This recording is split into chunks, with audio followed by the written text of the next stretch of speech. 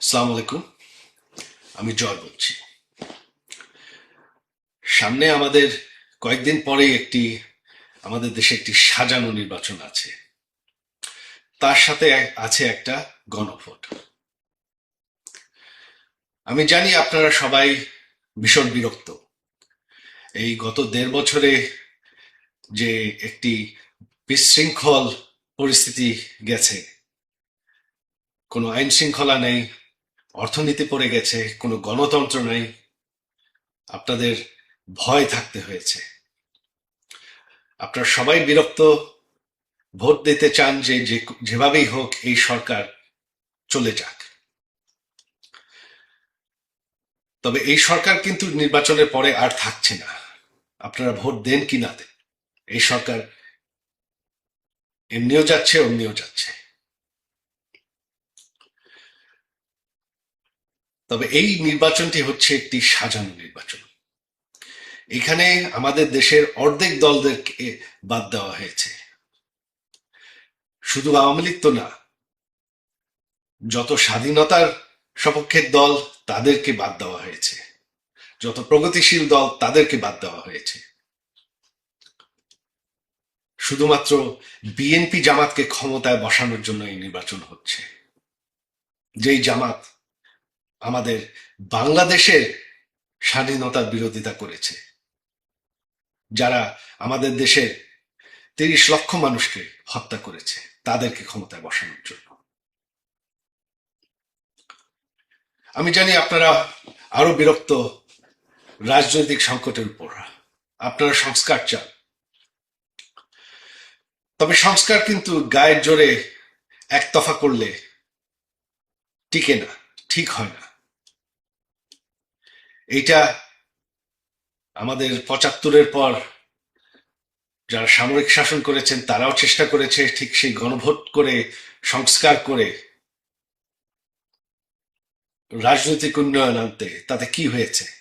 তাতে আমাদের গণতন্ত্র আরো দুর্বল হয়েছে। এই গণভোটে পর আমাদের গণতন্ত্র আবারও দুর্বল হয়ে যাবে।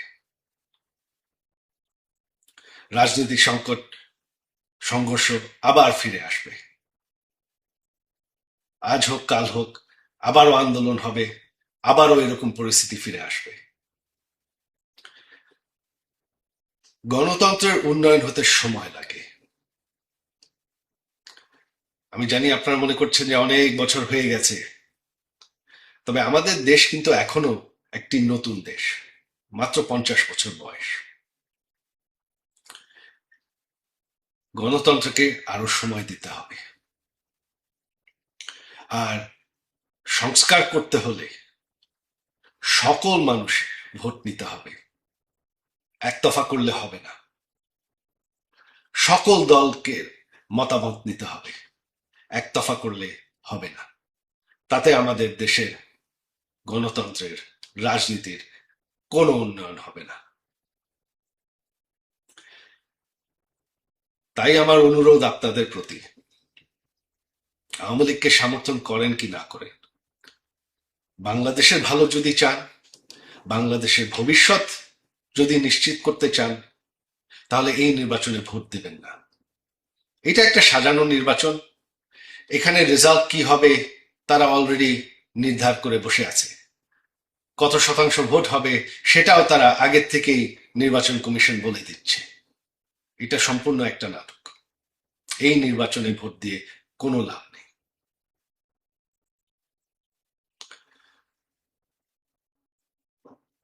তাই আসেন আমরা ঐক্যবদ্ধ হই যে এই সাজানো নির্বাচন আমরা মানব না।